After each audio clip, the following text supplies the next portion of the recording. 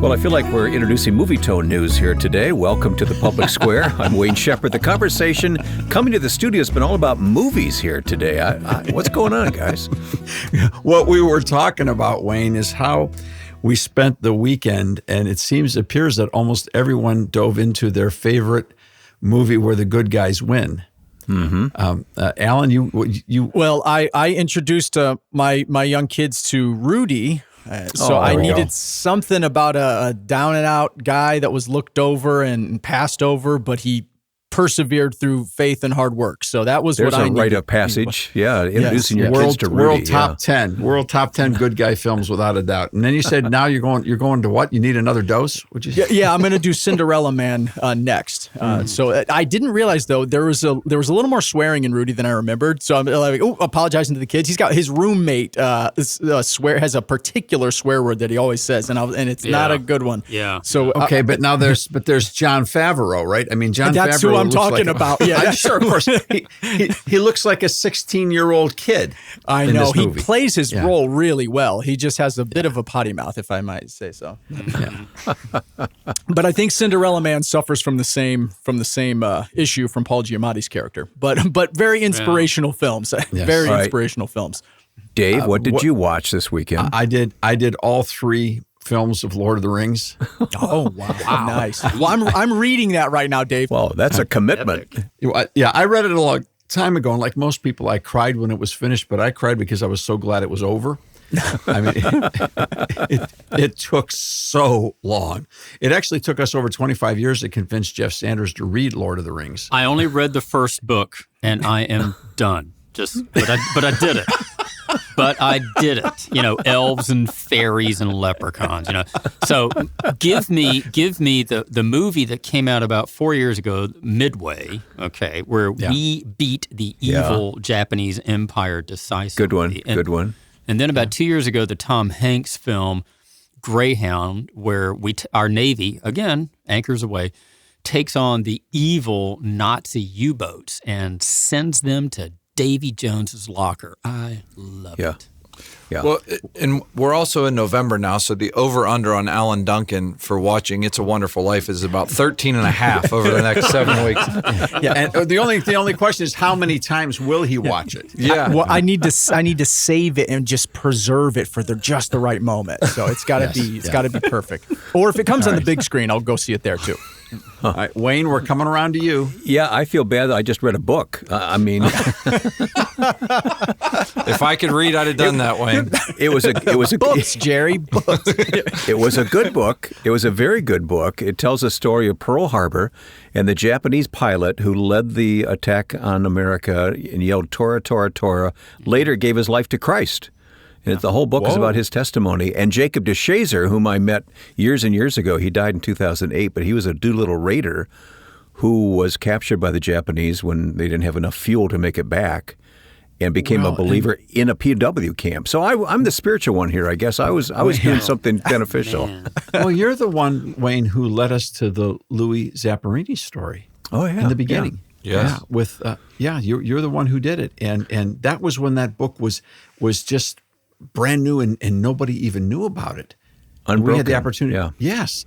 We had the opportunity to interview Laura Hillenbrand, which is something that didn't happen all that often. Right. She didn't do a lot of interviews, and it was all because of your introduction.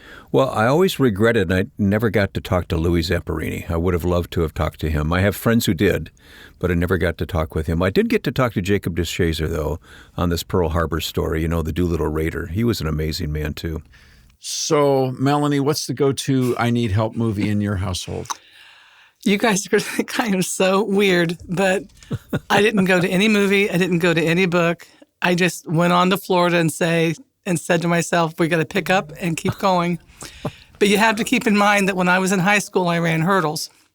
So when you fall on a cinder track in the middle of a meet, you don't just walk off the track and go watch a movie. You have to pick yourself up and go to the next hurdle. So Well, I that's guess we how have spent my been time. totally rebuked by the den mother of the public square. There's too much Sorry, work ahead of Ma, us. I was watching Tolkien. Okay, I apologize. That's refueling. I'm not going to apologize. I was refueling. No need to apologize. And That's fine. Alan also mentioned, Alan, I'll even put this on a tee for you to hit. You also mentioned you watched the Cleveland Browns come back That's right. with a win That's on right. a last-second field goal. Never So, giving up. That's right. Okay, well, if that counts, I saw part of that game too. So I want credit. I want credit for watching the Browns. Yeah, I grant that. I will grant that. Yes. I can't go there. If I go there, I'm going right down the rabbit hole if I go there. Okay, so why all this chipper conversation? It's because we felt very much like the people who doing hurdles and fall down in the middle of a cinder track. I've seen that routine. I watched my daughter do that.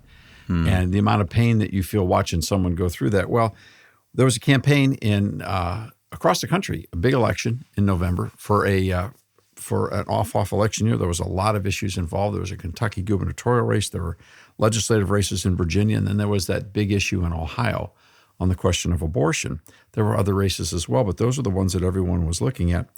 And it was quite apparent that the cause of protection of innocent human life did not fare well in those elections. And in Ohio, it wasn't like just missing a hurdle and falling down. It was like missing a hurdle, getting up, walking into two more, and getting smacked. Just pretty much being carried off the track. I mean, it was a mess. It was a real mess, and the life cause lost 57-43, and all of the people, including us and everyone else associated with that particular electoral process, didn't see that kind of a blowout. Now, for the last week, there have been a lot of people calling with really disappointed, and we've been and from all over the country, and we think it was important that we spend a minute to talk about that. First off, we want to say thank you to everyone who participated in prayer, in financial support, in networking, trying to help people get out to these different electoral sites, whether it was Virginia, Kentucky, or Ohio. And we particularly want to thank the people of Ohio who came out 1.6 million strong in an off election year. We thought the number it would take to win would be 1.7 million to win this race. 1.75001 was the number we projected. There was a little more turnout than was anticipated. We'll get into some of those numbers in a minute. But there are 1.6 million people who came out and clearly took a well-articulated, understood path of conviction and voted yes for human life. Included in that mix were quite a number of pastors of all denominations and all races. We had representation from the entire spectrum who came out and encouraged their congregants to come out. And that's a bold move and something that is greatly appreciated. Everyone who put up a yard sign, everyone who did whatever it was that they did. And those people are hurting, and they're also wondering what's happening from here. So that's why we were Melanie was, of course, praying and working on the next project, and the rest of us were watching movies that would help inspire us, that sometimes good guys do win in life, and maybe we thought that we had the cause where the good guys and the good gals were, and we still think that. Now, speaking of the cause, another thing has happened since we were together last, and that's that there's been a predominance of media stories across the Washington Post and the New York Times and Fox News and others, where the standard line going out across the corporate media is that Republicans don't know how to talk about abortion. And that's almost a universal headline. Republicans don't know how to talk about abortion. Well, we're not Republicans. We're an independent organization. We don't even believe in the political parties. Now, I don't know what the voter registration is of the people around this table. I don't worry about that. I'm a registered independent. We do not track reality based upon parties. We are not subservient to either political party. We don't recruit people to go vote for political parties. We are an independent, constitutional-based organization that believes in the founding principles, which also happen to be biblical principles. And we advocate for responsible citizenship across the board, no matter who the person is or where they're coming from, whether they live in an urban center or in a rural district, it doesn't matter to us. All right, we're about good government in a constitutional republic. Now, that being said, why is it the Republicans are struggling so much to talk about this? We want to get into that today, and we're going to have enough time to do it. And we've got a couple of other thoughts we want to get to explain going forward What does this issue look like? Because one thing is absolutely certain. The pro-abortion community now has seized upon this issue, contained it inside the Democrat Party, and believes this is the divide and conquer wedge issue of 2024. This will win them an election. So we're going to break that down today. All right, and we'll get after it on today's edition of The Public Square. Thanks for your support of this organization. This program only exists because listeners make it possible, so thanks for your support. We are The Public Square. We are online at thepublicsquare.com, and we do have that smartphone app, which you can download free of charge from your respective app store. Look for it and listen to the program whenever it's convenient for you. The Public Square in your app store. Coming up, more on today's edition. Stay with us. Well, I won't back down. No, I won't back down. You can stand me up at the gates of hell, but I won't back down. No, I won't back down. No, I'll stand my ground. Won't be turned around. And I'll keep this world from dragging me down. Going to stand my ground. And I won't back down. We will be right back for more on The Public Square. Hey, baby, there ain't no easy way out. Hey,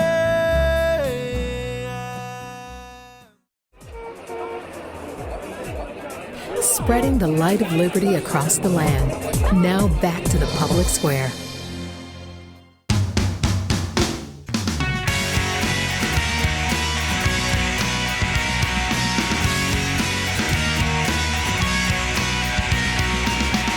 Okay, let's dig into this issue today on The Public Square. Dave, you've laid it out for us, and we're all still picking ourselves up after this recent election, but we need to talk about it, don't we? Yeah, the headlines across the country and the big corporate media outlets. Now, what do I mean by corporate media outlets? 30 years ago, 40 years ago, when this organization got started in 1980, media had a large percentage of local ownership, radio, television, and print. In the last 43 years, that media has consolidated into a few corporate entities, and we've done numbers of programs here on the Public Square sharing with people who actually owns the U.S. media. And it's about 6 corporations, maybe 9 total, have the dominant prevailing influence across all forms of media. And then there's Silicon Valley and the social media platforms, which are owned by 3 or 4 major companies. So somewhere around 6 to 10 companies, 12 companies control all the speak that's out there. Everything you see on a screen, it's all controlled by a handful of people. Now, that doesn't mean that they all produce the content. There's a lot of independent content produced. But the only independent content that gets into people's hands is that which passes through the censors. And at any point in time, they can shut somebody out of business in every way except the U.S. Postal Service and perhaps a hardline phone. They are a corporate entity, and they answer to no one because these corporations are so wealthy that if all their customers got up and left tomorrow, they'd still never have to work a day in their lives. So this is a consolidated corporate entity, and it is a situation in which there is virtually no consumer accountability. Now, with that as a preface, when you ask, why is it that Republicans don't know how to talk about abortion? My wife asked me to forward this theory because she actually listened to many of the media interviews that we did with reporters behind the scenes throughout the entire Issue 1 campaign in Ohio, including a 52-minute interview with the Wall Street Journal. And when it was over, my wife looked at me and said, if she just prints everything you said, you answered every question she wanted for her story. She said you gave her every possible answer that you could ask. When the story came out, we got one sentence. Wow. Was that sentence accurate? Yeah, yes, it was an accurate sentence. Yes. Good. When the Associated Press did that to me and gave me one sentence, they misquoted me. One for two. To their credit, they actually wrote back and apologized. All right, when I asked them why they did that, so that was appreciative. I have reams now of emails I have a number of emails regarding back and forth with reporters. So here's the question: if in fact the Republicans knew how they wanted to talk about abortion, would any of these corporate media outlets cover them anyways? Because the problem on the communication isn't that some Republicans don't know how to talk about it, though that is a problem. The real problem is, it doesn't matter. The media is so owned, operated, and in the tank on the question of abortion that the only way they'll accept what's being said is if they agree with it. That's how bad the bias has become. And for me, having been with the American Policy Roundtable over 20 years, we've seen the media involved in a number of policy issues from research and things that have happened. And I have just watched as it's shifted over my 21 years as being an employee of the Roundtable, of how the media has covered stories and how they dive in to learn the facts regarding the stories. I felt like 20 years ago, it was when you spent 53 minutes with someone, you knew there were going to be 3 or 4 paragraphs coming out. And you also understood, though, that the author of those stories was working to understand both sides. Yes. And to write a story in a way to where, in essence, they were being the college prof of the old school day that was just doing it to teach, to make the presentation. And it just didn't seem that way at all in regards to this campaign, considering the language that was used and the language that was not used. And even in the stories that were told, we were asking that those stories be fact-checked, and nobody was interested in doing that. Yeah. They would fact-check anyone that Abby Johnson would bring to the table, but they wouldn't fact-check anyone that the pro-abortion group brought to the table. And if they had done the fact-check, we actually gave them the facts. Behind the scenes, we gave them the facts. They would not make one phone call. They would not investigate. They wouldn't publish because they didn't want to hear it. So the idea is that Republicans don't know how to talk about abortion. Well, we're not Republicans. I think we know a little bit about how to talk about it. But the bottom line was, if they didn't like what they heard, they weren't going to print it anyhow. Now, there was one exception to the rule in the state of Ohio, and that was iHeartRadio. iHeartRadio is the biggest radio production company and podcast company in the country. They own a lot more stations than most everybody else. And they gave you a fair shake. They did. I was on with their hosts all across the state, as were people that would disagree with us on this issue, on with their hosts all across the state as well. So they were willing to ask the questions, and they were willing to dive in, I would say, to the merits of each side's argument, and actually the merit of the language they would discuss as well. What made the difference, Rob? I think what made the difference is the audience that was paying attention, and they understood that they had to ask the tough questions, and they were concerned the fact of, when you think about from the iHeart model perspective, someone could turn the dial. Well, when we talk about the newspaper aspect, well, someone still may buy that newspaper, but they're also buying it for the sports page that's in the back. That one article isn't the entire meat and structure of the paper, whereas it is, and they understand on the radio market that they have to have the deep discussion and the deep dive to get the listener to understand.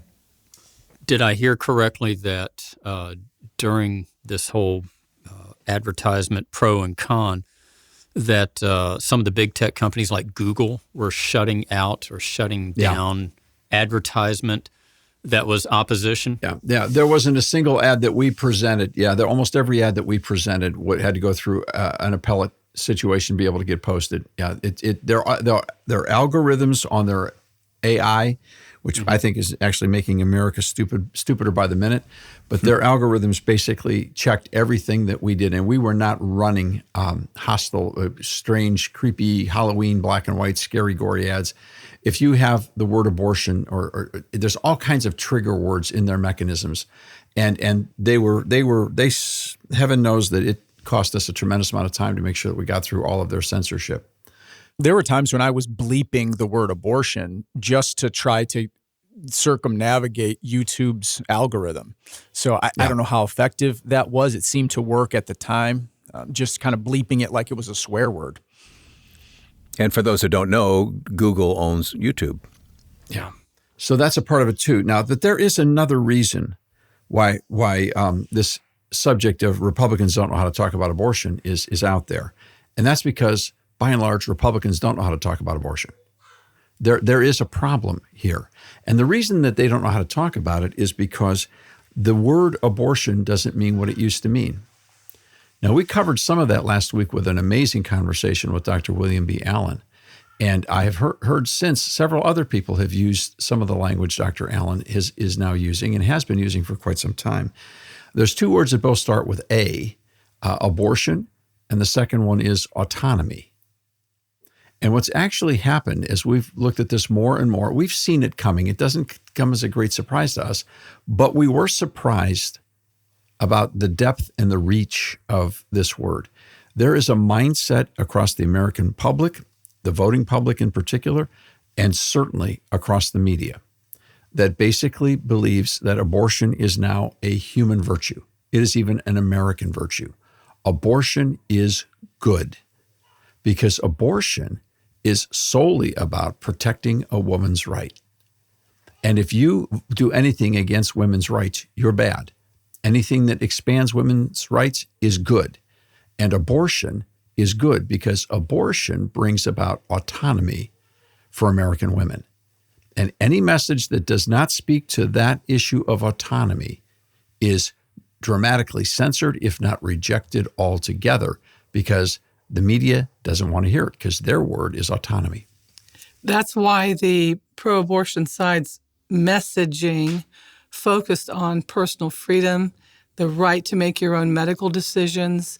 They weren't even using the word abortion in their commercials. No. It was medical freedom, the right to make your own decisions. The government, you can't tell me what to do, as Dr. Allen described last time. You're not the boss of me. You're not the boss of me, right? How do you feel that message played post-COVID? It almost felt like they were utilizing a Republican rallying cry. People's memories are very, very, very short, and not everybody thinks logically and puts that together and sees the internal contradiction.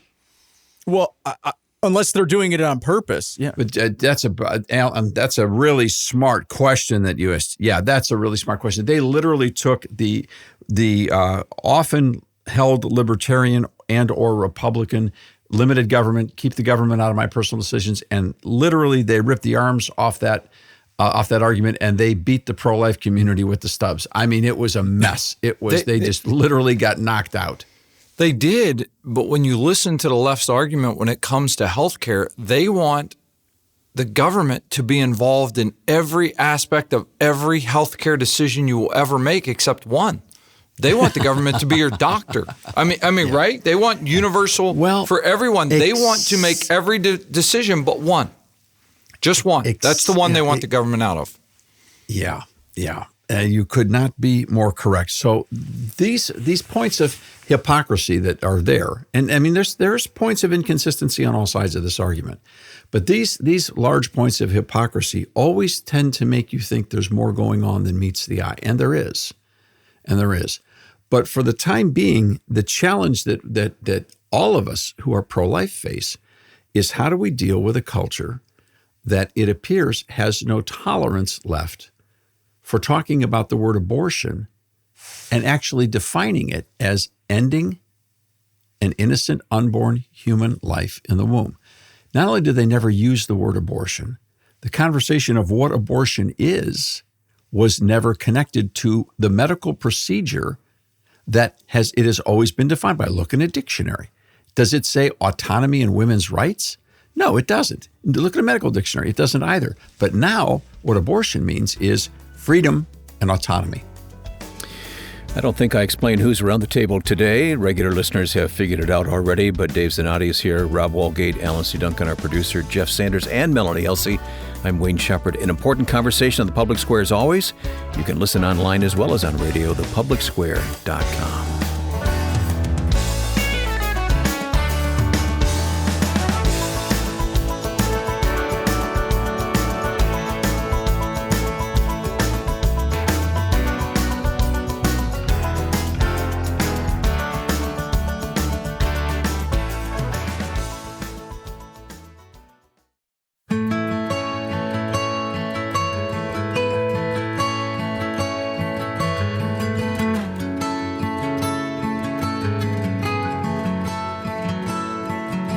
You are listening to The Public Square. Did you know that as you listen to this weekly edition, there's a daily version available on many radio stations and always online as well? We call it TPS Express, and you'll find that at thepublicsquare.com. Dave? Rob, let's take a look at some numbers, particularly from the election in Ohio, because they have a lot to see in these numbers. Yeah, very much so. When you look at Election Day, you had roughly 3.9 million people that cast ballots on Election Day in Ohio, and that's out of almost just shy of 8 million registered voters. So you're looking at, what was that, Melanie? 48%, I believe. Mm-hmm. Okay, so almost half, 48% of the people who could vote in Ohio because they're registered did vote. Now, interestingly enough, in Ohio, they've got a very high, Ohio has a very high voter registration rate. Part of it is because I think they use the Department of Motor Vehicles to make sure that every time you re-register your license, they ask you if you want to register to vote. There's a few other things they do, but voter registration is pretty high because Ohio's got about 11 million people, and probably 8.5, maybe 8.8, maybe are of voting age. So that's a pretty high voter registration number. So about half the people who could have made an impact did nothing. Correct. Stayed home. Stayed home. So first thing people are going to say, well, don't tell me the church people stayed home again. And guess what? We're not going to tell you that. Because there was a lot of churches that participated in this process. And so usually the group that's the most likely culprit, or at least gets the blame for whatever reason, that's not going to hold up this time. Rob, what group does stick out to you when you see that, if there was a group that didn't show up? When we break down the numbers and you look at it county by county, like many states, Ohio has counties where you can say, oh, this county is a conservative county, or this county has high turnout and it's a liberal county.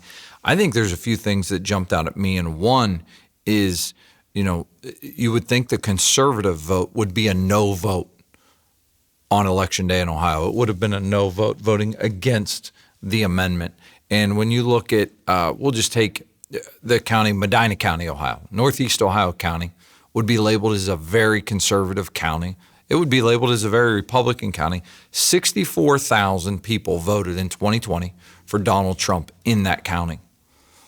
So 3 years prior, half of that, 32,000 people voted against the amendment on Election Day in Ohio. Wow. So you're looking. I think that number came as a shock. So we don't know if the other 30,000 voted yes or stayed home. Well, we don't. We know that there was a roughly 30,000 difference in the number of people that participated in Medina County in 2020 to Medina County in 2023. But you saw a drop off in numerous counties. But and we can go to a larger county as well. That's a great question, though, Melanie. We can't say that they voted yes, but we can say they either didn't vote, but they certainly did not vote to defend life by voting no. Without those two things, we do know. Right. And that's it. Now, this is also not to say that all Trump voters either didn't come out and vote or voted for abortion. That's not what I don't think anybody's saying, but the Trump vote count can be tracked. And we also tracked the J.D. Vance count in an election 2 years later, right? So we looked at 20 and we looked at 22, and what we found was, now the J.D. Vance vote count was nowhere near as big as the Trump, but both these candidates won in Ohio, which makes people think, oh, well, Ohio's a red state. Well, how do you define red? Is that on the issues, conservative, or on the candidate choices? Yes. Yeah, and I think you can look at that with Sherrod Brown. I mean, Sherrod Brown is one of 100 votes in the United States Senate. He represents Ohio, and I don't think he's ever in danger of being labeled as a conservative. But we can look at a large county as well, Dave. Let's take a look at Montgomery County. Dayton, Ohio, large cities in Montgomery County. Donald Trump lost Montgomery County in 2020 by 6,000 votes. J.D. Vance in 2022 lost Montgomery County by 3,000 votes. Issue 1 passed in Montgomery County by over 30,000 votes. It was. I think the messaging focused on how they shaped the stories, how they shaped the message. They weren't. Some of the commercials weren't honest. I mean, there were commercials that said Ohio law doesn't provide for exceptions for rape and incest and health of the mother. That's simply not true. But people listened to those over and over again and believed them. I think that's a fair piece of information to bring to the table. I do. I don't think that's inaccurate. Let me take a look at one other county before we go back to that question, Cuyahoga County, which is one of the top 3 counties. Ohio's basically a state where you win or lose in 5 counties, 7 maximum. And everything else kind of, it balances that out. And because these 5 counties are urban centers, they tend to be very progressive and very left-wing in the vote counts. So Cuyahoga County is one that Donald Trump didn't win and J.D. Vance didn't win, but that doesn't mean you can't win the state because of all the other people. So you're talking 5 counties versus 83 counties. And it doesn't completely match up. The 5 counties are still the heavyweight, but you can lose in those counties by low enough margins that you can win the state yet by other votes coming in. Mm-hmm. Cuyahoga County, Rob, was virtually the same thing. Half the people that voted for Donald Trump did not show up to vote for life or voted for abortion. There was 200,000 in 20, and in 2023, just 36 months later, 99,000 people voted against the pro-abortion amendment, issue 1. So what does that tell us? Tells us we have a lot of work to do. It also tells us that really, Dave, and we've been saying this for quite a while, when there are changes to a state constitution, it really needs to be made and offered to the public in an even-numbered election year when you have a higher voter turnout. That's a fair remedy. But Rob, if we had put this in a 5 million vote count in a presidential election year, would the results have been any different? No, because if you look at, we had 3.9 million vote in Ohio in 2023, 5.9 million voted Ohio in 2020 in the presidential election year. So if we'd had 2 million more people that would have come to vote, those 2 million votes would have had to be about 62.5 to 37.5 in opposition to the amendment to keep it close. To make and it then even. that would presume that those people who stayed home were 2-to-1 pro-life. Well, if they were pro-life at all, why did they stay home? That's the disappointing part, right? Yeah. That's the problem. So there's no way that we can worm our way out of this.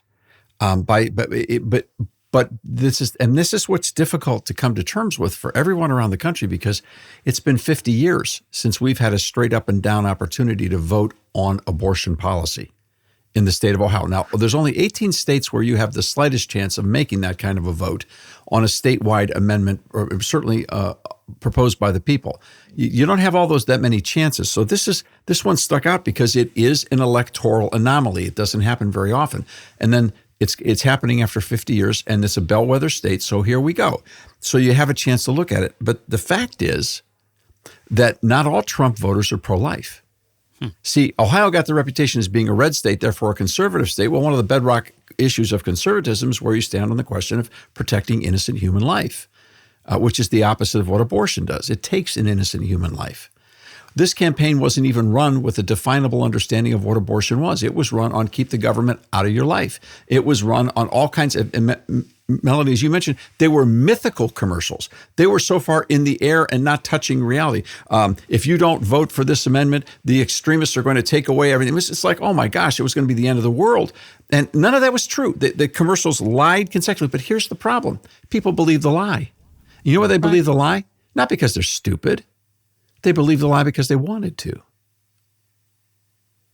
That message resonated with them. It resonated, and it takes a little effort and work on our end. We spend more time, energy, and effort when it comes to, I hate to say it, fantasy football than we do worried about the language of constitutional amendment we're about to put in our state constitution. The question becomes, what's important? We spent millions of dollars to urge people to take their responsibilities to the words of the Constitution seriously.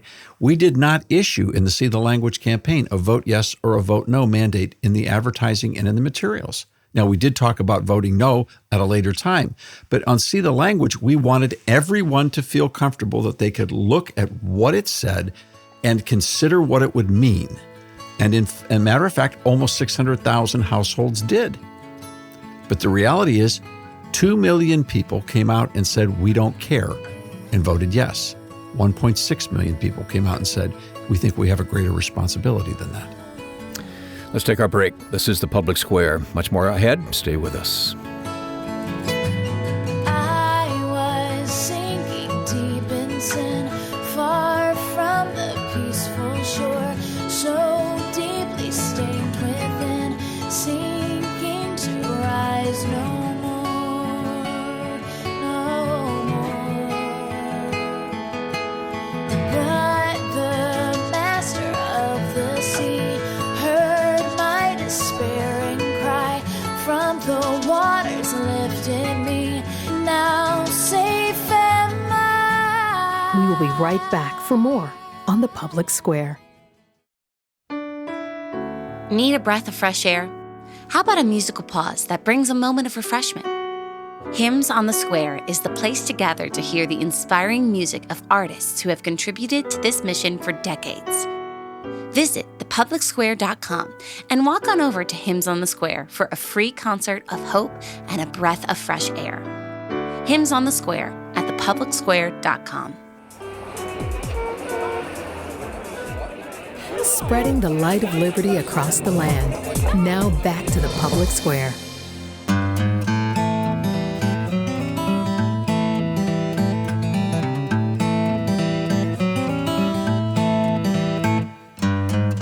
Looking back today here on the Public Square at what took place, particularly in the state of Ohio when it comes to the constitutional amendment regarding abortion, and our disappointment, obviously, at the outcome, but we're asking ourselves why today. Dave? Well, first off, Republicans don't know how to talk about this. That's the news that's been coming out. That's the ramification of what just. I get it now. Okay. That just happened. All right. Now, since we're not Republican, and look, maybe we don't know how to talk about this either. But I know one thing: we're not talking about the same thing. So if we're not talking about the same thing, no wonder one side doesn't hear a word we're saying. We're talking about the protection of innocent human life and the responsibility that a civilization, a civilized culture has always held for thousands of years to acknowledge the fact that, yes, the woman has the right of bodily autonomy to her own body, but we're talking about two individuals when we're talking about a woman who's pregnant. And that changes the responsibility of everyone that's involved, including the laws of a civilized culture. And that's always been here. We didn't invent this. This isn't Roman Catholic teaching. This isn't ancient church fathers. Oh, it happens to be the teachings of both, but that's not what we put in the law. We put in the law the recognition that everyone has the right to life. Now, people have been arguing for thousands of years about when it begins and so on and so forth, but the Ohio measure blows every sense of a boundary line or restraint into smithereens. And the conversations about there being the potential to restrict after viability, that's all blah, blah, blah. Those are all weasel words. They got the whole thing on this amendment. Now, the reason that Republicans don't know how to talk about this is because the media won't listen or report on what they're talking about when they are talking about human life, because all the media can hear is this is about women's rights and autonomy. And you know, Melanie, you talked about earlier about all the lies and the stories that they told, and they told a lot of lies. They told a lot of stories. Every one of those stories was linked to autonomy. If you listen to us, you'll be free. If you listen to them, they're going to take something away from you. I think we have to keep in mind, too, that autonomy over at least the last couple of decades has shifted in its actual, I mean, what do you mean when you say autonomy? To me, autonomy is hedonism without personal responsibility, because they're taking the message into middle schools, sometimes into elementary schools, that you can be sexually active, and this is what you have to do to stay safe. It's okay to do this if you do that. And that's hedonism. Yeah. Jeff, the Greek root autonom, the words for yes, and it means no law. It means without law. Yeah, right? I mean, autos means self, and nomos law. So you are a law unto yourself. Unto yourself. And you are a God, and you're the only one who counts. You are the only one who matters. And that's an ancient spell that started back in the Garden of Eden. Mm-hmm. That's the same line. You can go all the way back Genesis 4 where Cain throws a question up to God. It's his weasel question. He's trying to get out of it. And he says, well, am I my brother's keeper? And we brought it up in the discussion before broadcast today that, God doesn't even answer that question because it's such a stupid question. Yes, you and I do have a responsibility for other people. We do have a responsibility to care for and protect the defenseless and the innocent. We are not a law unto ourselves where we are the only things that matter. But that is what autonomy teaches. Me, myself, I, my pleasure, my dreams, my hopes, my goals. It doesn't matter what you think or how you feel about anything. And this is the spell. This is the ancient spell that we're dealing with now again in modern times.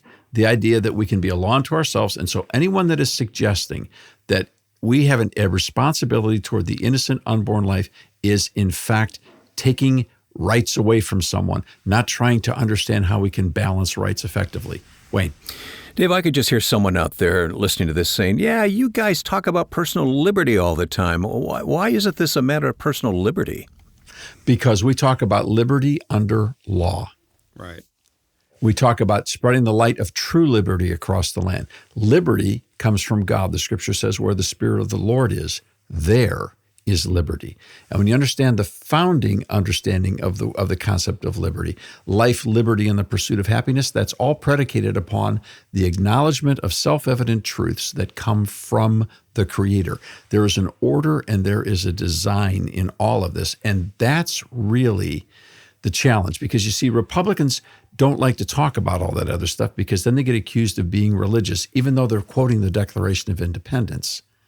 Because what autonomy really says is anyone that brings a transcendent ethic into a public policy debate should be rejected. Because we don't want there to be a self-evident truth that's bigger than us, that can actually protect us, protect the innocent, even set us free to not be slaves to ourselves or slaves to our addictions or slaves to our temperament, that we can actually be free to see the world the way God wants us to see it so that we can love one another and forgive one another. We don't want to hear about that. So anyone that actually brings a higher standard into the conversation is anti-autonomy and has to be rejected. That's what we're up against. Does that make sense, Wayne? Because that's what we're up against. Yeah, of course. Jeff? People often confuse liberty with licentiousness. Yeah. They want to be licentious, which is I am a law unto myself. I have no responsibilities for anyone else. I can do as I please whenever I feel like it. Well, there are all kinds of activities. Yeah. There are all kinds of activities that are going to hurt other people if I do as I please at that moment. And that's the point. See, this is the utopian states of America. All of this autonomy stuff sounds fantastic if there's no bad guys in the world. Now, Francis Schaeffer depicted this in his How Shall We Then Live film series by basically having two people trying to get across a narrow bridge in the opposite directions. They met in the middle, and the big guy threw the little guy off into the water. That's the story of humanity. Everything works great if there's one person on the island, but as soon as there are two, we've got to decide how we're going to live together. And in an autonomous cycle where everyone is a law unto themselves, all that ends up with is somebody gets killed. The abortion issue as a policy is the one single policy issue. When you exercise your personal rights, you will terminate the personal rights of another person every single time. Understood. Yeah. And even if a person, Melanie, is saying, that's fine, but I don't buy the fact that that's a full person. Okay. What is it? What is it? Is it human? Yes. Yes, it has DNA, human DNA. Does it have its own unique DNA? Go ahead, Ryan. I think Rob and I are thinking of the same comedy routine. Well, we can't put the Bill Burr skit in here, but I mean, okay, maybe a little piece. It fits. I mean, it does, because those questions you ask about autonomy and the things that'll weigh you down. A mother that has child in womb, when that child's born and a month old or 2 months old, won't that child still have that dependence on that mom? Won't that child still be weighing on that mother and taking away things but we would never think of the elimination of the child at that point. Well, you're terminating something. Yeah, that's the whole point. Yeah. You're trying to stop something. What is it you're trying to stop? Yeah. And so balancing out that careful balance is definitely the point of civic debate. It's definitely got to reach a point of consent of the governed. We get all that. But the amendment that was passed in Ohio is completely one-sided. The media coverage was completely one-sided. And all of the horrific chastising, beat up everybody who dares to say anything otherwise, it's all the same thing. Now, it's going to be tough to sustain that approach in a civil society, even though they got 2 million votes, because there's 1.6 million people who don't buy it. What's our next move? We'll talk about that next on The Public Square. And if you are leaving us at this time, this is the perfect time to go to the website and listen to the rest, thepublicsquare.com.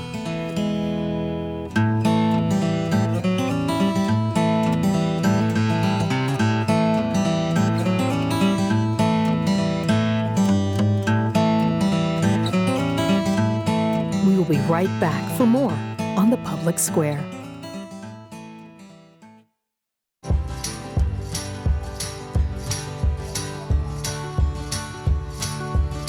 All right, we have a few minutes left to us on the Public Square today, a few important minutes as we wrap up this issue for today. It's going to be a long battle ahead. Dave? One of the things that we heard in this campaign, Wayne, was that it all started because the Republicans with a supermajority of control in the state legislature were bullies on the question of abortion. That when Roe versus Wade, before it fell, they set up a trigger mechanism on a 6-week heartbeat bill, and that every time that you give the Republicans power, they're going to take more rights away from women and all that sort of stuff. So what ended up happening was the media, the massive Soros-based cartel of money, and the vote yes on and the abortion industry basically bullied Ohio into accepting a proposal that's 100% in the other direction. Either side playing pendulums is only going to end up with trouble. You cannot get an answer to this on the ends of both extremes. All you get is a battle. So sooner or later, people are going to have to come to deal with that. And this is part of the big challenge. I want to go back to the initial question over and over again. Why is it that Republicans don't know how to talk about abortion? Because the people that are listening don't want to hear it. That's the first thing. Because it doesn't matter. We're not Republican, and they didn't listen to us either. So that's one thing, because they're bullying people. But the other reason is because we're not talking about the same thing anymore. Most people, when they talk about abortion, they were talking, until this campaign, they were talking about the ending of an innocent human life inside the womb.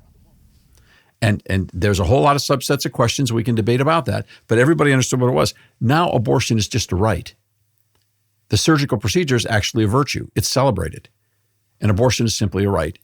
And it's really now a synonym for autonomy and for civil rights. That's a massive shift in the language of the debate and a massive shift in the mind of the culture.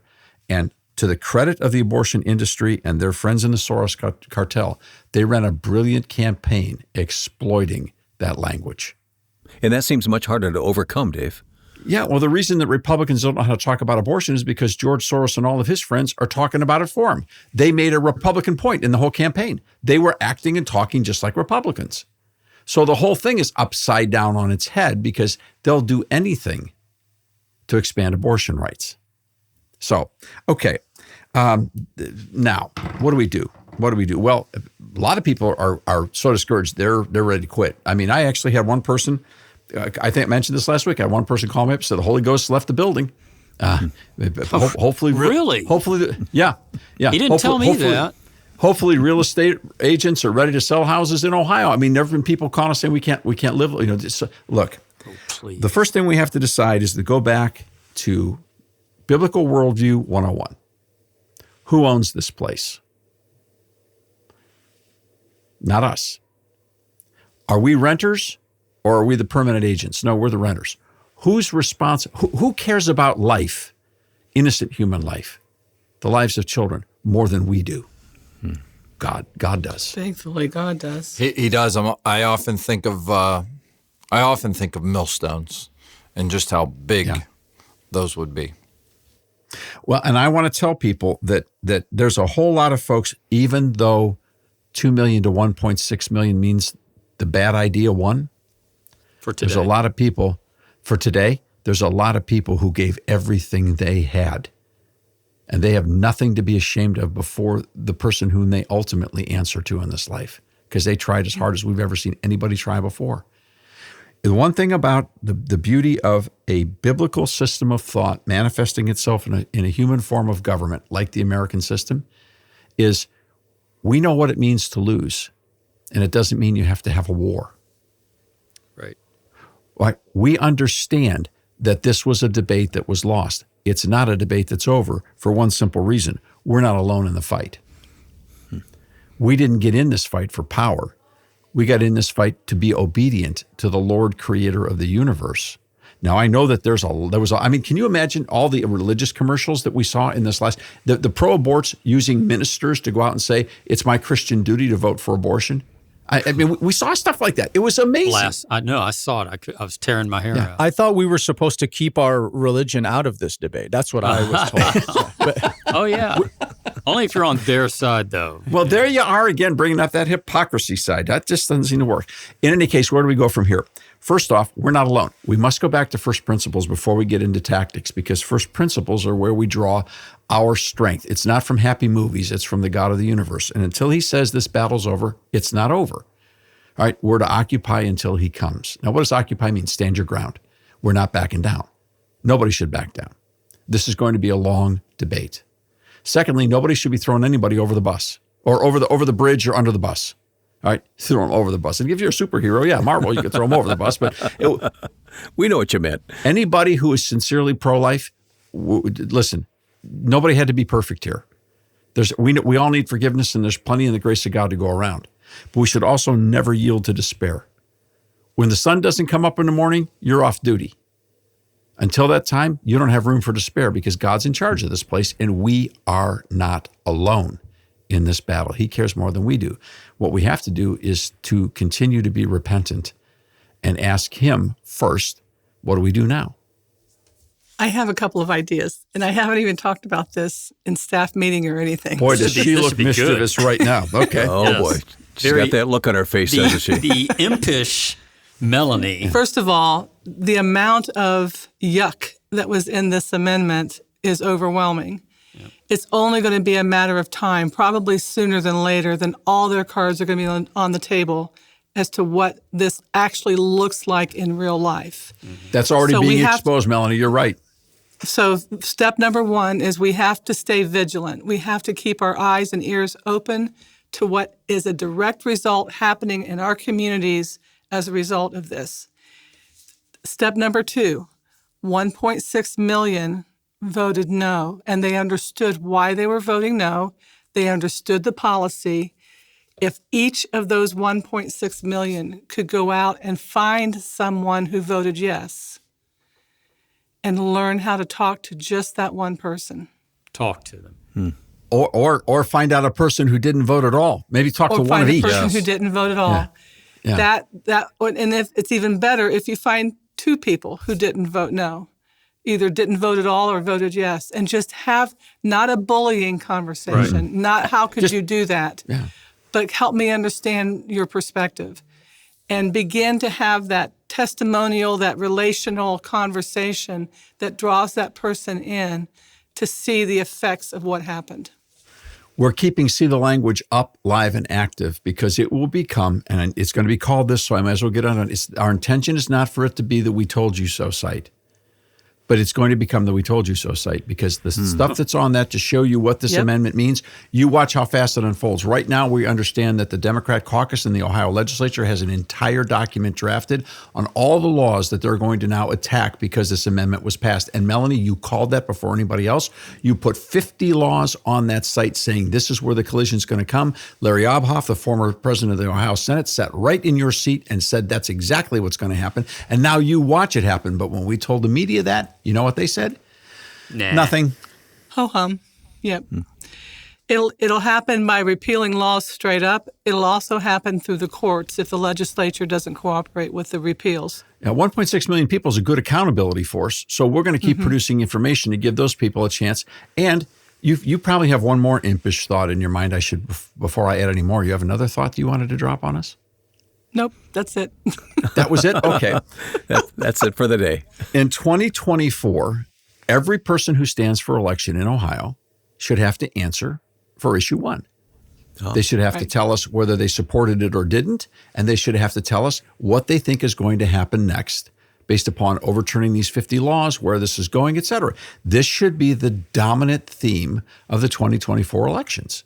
At every level, whether it's a Supreme Court justice, someone running for the United States Senate, House Senate, county commissioner, city mayor, this should be. And so let's find out how candidates are going to talk about this, and let's be asking them lots and lots of questions. And then finally, at all costs, we can't give up. No. We have Amen. to keep praying. We have to keep praying. And we have to work on the repeal and replace idea eventually. Sure. We have to we've get got to there. repeal and replace this. There's no doubt Right. about it. And that will be a part of the 2024 election cycle as well. Right. Great action plan. Truth cannot be amended, right? This is The Public Square. Thanks for listening. We'll see you next time.